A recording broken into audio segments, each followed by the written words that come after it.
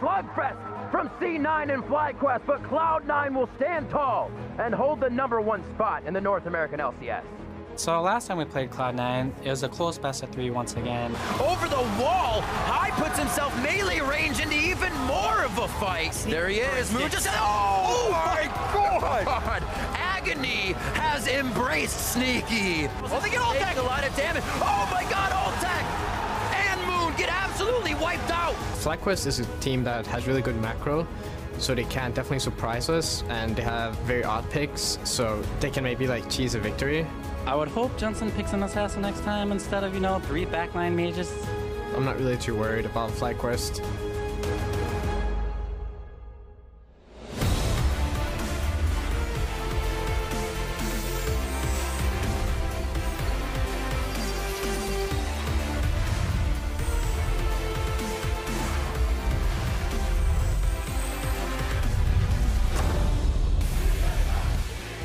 Welcome back to Week 6 of the North American League Championship Series. We're here to close out our weekend of our amazing LCS games here at the LCS studios in Los Angeles, California. We've got an audience packed, ready to go and watch some League of Legends actions just like I am. TSM walking into the studio, no surprise, it's pretty packed here. There's Cop and the rest of Team Dignitas filing out, as well as TL with their new mid laner, Piglet, of course, in the roster. Meanwhile, Mr. Biceps himself, Acadian, and the rest of Echo Fox walking in as well. Those are the 4 teams playing the matches here at noon today. And, ooh, baby, yep. Leaders in stats, Acadian, Afromood, Jensen, all deserving top spots in their respective roles and respective categories. Now, these are some excellent players here in North America. Speaking of excellent people in North America, I'm David Freak Turley, and we've got Mark Zimmerman. Hey, at least someone here was doing good today. I mean, they took our desk away.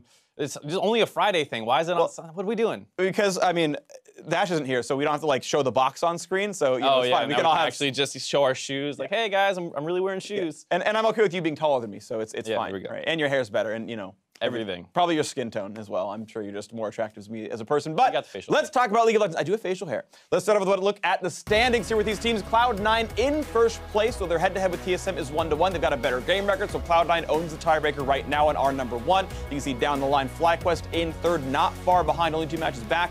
Look down a little bit farther. Immortal sitting in 6th, can change things up as well. And Liquid right now in 9th, can keep going. They did win with Piglet. Maybe they can keep that one going as well. And we'll see how these rankings all change with our matches today. And we start out with Team Dignitas versus TSM to start the day on NALCS 1. That'll be followed by what I think is the match of the week, which is Cloud9 versus FlyQuest. It was very close a couple weeks ago. It's going to be probably very close here again as well. Meanwhile, on NALCS 2, Echo Fox is taking on Team Liquid again. It's the new look for them with a new bot laner and Piglet in mid. And after that's going to be Immortals taking on Team Envy. Envy really hoping they can start to shape things up in the battle theater. They're looking a little bit better, but they're still alone at the bottom of the table, so it's a lot of work to do. Yeah, I mean, a couple of these teams at the bottom, it's the second half of the season. They need to start collecting some wins now to avoid potentially having to face relegations. Yep. So what I want to cover, though, at the beginning of the day is, I think, the most important storyline of the NALCS all year long, Mordekaiser 2-0 to start out the week. I'm sure this made a lot of people happy, and I think if you kind of look at just outside this series itself, the Mordekaiser going 2-0, the current meta is kind of one where you can do with it what you want. A lot of the OP champions have been hit in recent patches, getting nerfed. This patch was the Corki Maokai. Previously, we saw a lot of the junglers and other top-tier picks getting hit. And other than maybe Varus and LeBlanc, nothing is necessarily must-pick ban status. And so we've seen recently a lot of kind of like unique champions and things starting to see a lot of play. There was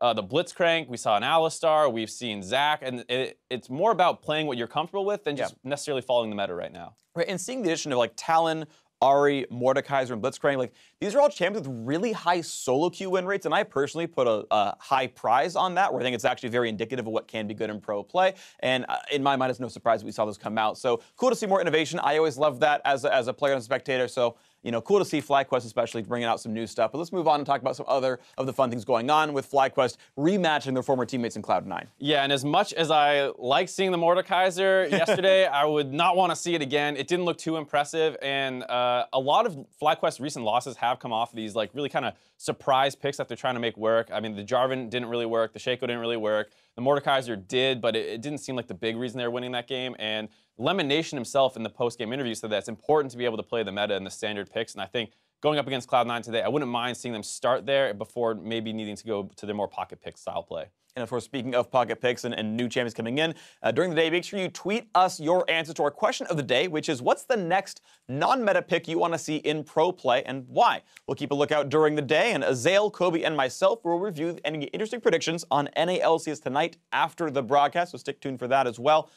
What's your favorite non-meta pick you want to see come show up? I would like to see Leona. I think a lot of the lane bullies in the support position have been nerfed. I don't think Leona is like great, and I'm not surprised if we don't see it, but I just love seeing it anytime it starts going off. You hit level 6, you start all-inning, you get a ton of kills, you blow the map open, and then you can kind of snowball the game. So with some more of the kind of melee supports coming back, we saw the Braum, we've seen the Alistar, maybe Leona as well. All right, I'd like to see Vayne personally. I've always been a big fan of that champion. We'll see if that happens. Now, a reminder to all of you at home that there are still some tickets available for our spring finals, April 22nd and 23rd in Vancouver, Canada. Weekend bundles are also available to save 20% off the tickets and catch all the action on both days in the Pacific Coliseum.